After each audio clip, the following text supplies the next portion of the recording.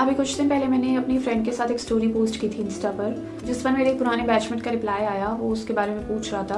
Basically he was showing interest in her and वो चाहता था कि मैं उसकी आईडी शेयर करूँ so that he can talk to her, but I clearly told him that she is married and to my surprise his reply was so what, if she is interested I have no problem. आजकल तो वैसे भी extra marital affairs common है।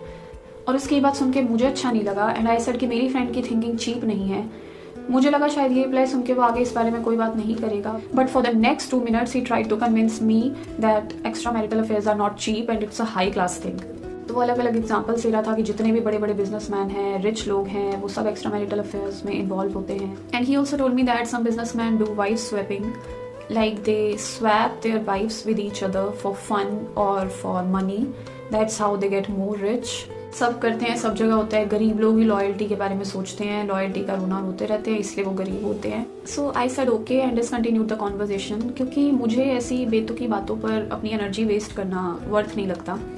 हालांकि जो बातें उसने कही वो काफ़ी हद तक सच भी थी। आज के टाइम में ये चीज़ें बहुत ज़्यादा नॉर्मलाइज और बहुत कॉमन है। तो मेरा पॉइंट यहाँ बताने का ये है, जिस हिसाब से इन चीज़ों को नॉर्मलाइज किया जा रहा है, फ्लेक्स किया जा रहा है ओपनली, तो शायद वो टाइम ज़्यादा दूर नहीं है कि आने वाले टाइम में लॉयल लोगों को गिल्ट फील कराया जाएगा, शेम महसूस कराया जाएगा फॉर बीइंग फेथफुल, और extra marital affair, multiple affairs, high body count को फ्लेक्स किया जाएगा, जो कि हो भी रहा है अभी काफ़ी हद तक। आगे जाके शायद ये चीज़ और ज़्यादा बढ़ जाएगी।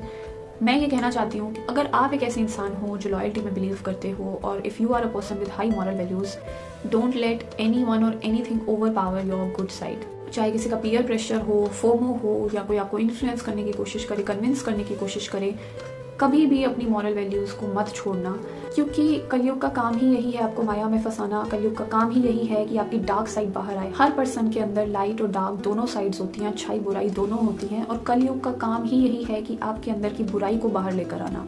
पर अगर कुछ परसेंट भी ऐसे लोग हैं जो एथिक्स, मॉरल्स और अच्छाई में बिलीव करके चलते हैं और अपनी ज़िंदगी उसी तरह से जीते हैं, that short percentage is still enough to maintain the balance on this planet.